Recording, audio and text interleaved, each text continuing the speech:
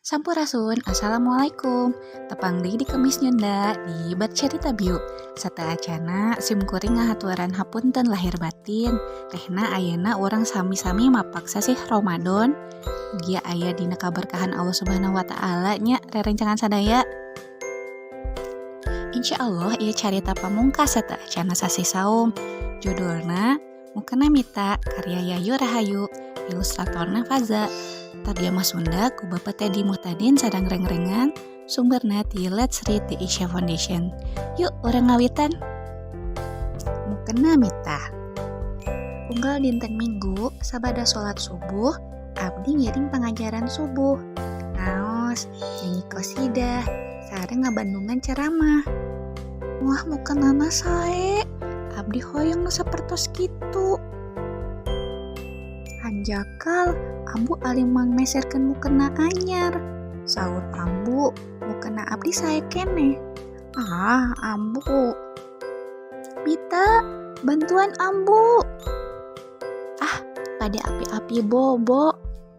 Bade ameng di luar. Kamana nya? Itu aya Weni. Ameng di dieu weh.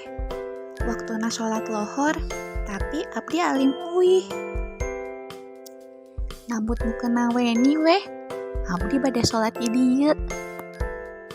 Janten emut ka ambu. Ambu,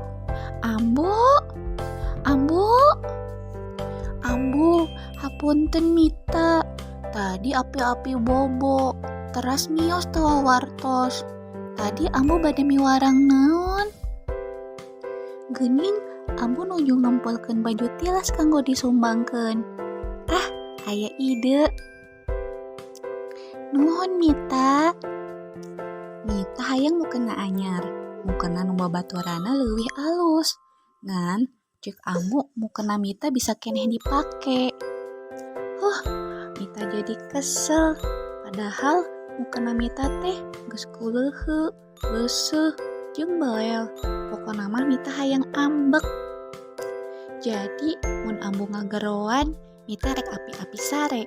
Tuluy mun ambu kaluar, Mita rek indit. Rencana alus, mending ulin ka imah Weni. Pokona Mita mah rek ambek we. Kira-kira ku cara kitu Mita bakal meunang mukena anyar moalnya. Mita, hoyong mukena dugi ka kitu nanya. Rerencangan sadaya mapak Ramadan tos gaduh mukena anyar. Pamisim kuring mah biasana munggahan teh salian ti nyiapkeun papasakan oge beberesih segala rupa dibersihan. Utamina alat ibadah urangnya sajadah, mukena, janten teu kedah nu anyar wae.